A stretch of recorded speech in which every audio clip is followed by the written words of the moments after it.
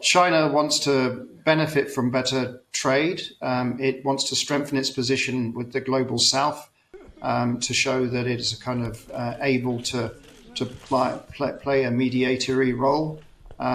So that's why the messages all out of China, from what I can see, are positive about an accommodation between Russia and Ukraine, some sort of kind of agreement related to the conflict, which is certainly what countries in Africa are looking for. For example, they are. You could see that even more countries have abstained in the UN General Assembly vote on Ukraine and Russia. So this war really has been a big burden on everybody, but certainly has had a pretty big effect in Africa. You know, you're talking about high prices for fertilizer and a number of things.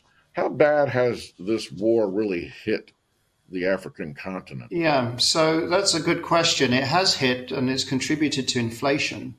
So fertilizer is one that you've mentioned, but grain is a very significant inflationary cost for some countries, be they Somalia, be they Egypt also. And that in turn has impacted people's pockets and grown frustration about governments that haven't been able to deal with inflation. I mean, inflation is a global issue, as you well know from the United States. But I was struck when I was, for example, in rural Mozambique last year, talking to some ex-combatants that had just been demobilized, or should I say reintegrated finally in a peace process, that they were complaining about the cost of living and saying it was all because of a distant war in Europe. So they were, and these are people that were pre-literate, hadn't properly gone through an educational system, but acutely aware of a distant war in Europe contributing to their cost of living problems. And they were complaining about the price of rice, the price of grain, and various other commodities, fertilizer, which you mentioned. And of course, you've got this war in Sudan, and when you look at places like that, which is exacerbating the problem there in and of itself, has Africa been able to, now that the war has been in its third year, been able to make any adjustments to their situation? I guess it would be sort of sporadic from one country to the next. Yeah, so I mean, many African countries do regard it as a distant European conflict, and they don't want to get pigeonholed into being pro-West or pro-Russian. And so you see very high levels of abstention in kind of, when you have global votes like in the UN General Assembly. What they have also done is to try and ensure that they maintain diplomatic relations, cordial ones, with the US, with Russia, with the European Union and others. So again, to kind of manage those differences. And then a few African countries have tried to mediate. So there was a mediation effort, which the South African President Cyril Ramaphosa was part of, but you had Congo, Brazzaville, and if I remember right, Ghana and Zambia involved. And just recently, you've had an invitation for the Ukrainian President Zelensky, to have a state visit to South Africa, for example.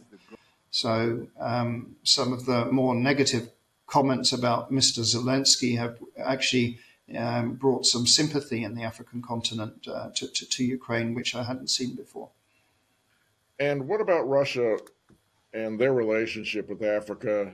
Is it being affected by their incursion into Ukraine? Because that's hurt Africa, yet Africa's involved with Russia like a lot of other countries. Yeah.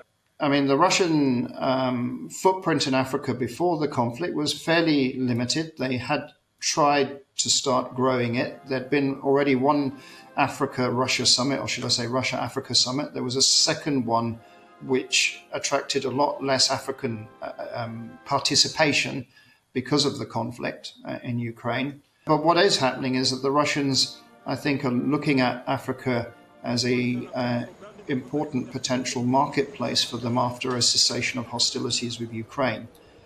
They have lost market share, in particular with defense sales. You've seen China and Turkey really benefit from Russia not able to consistently supply or offer quality offers on the arms market, and both Turkey and China have been opportunists in this regard. And I think the Russians want to carve back some of that market share.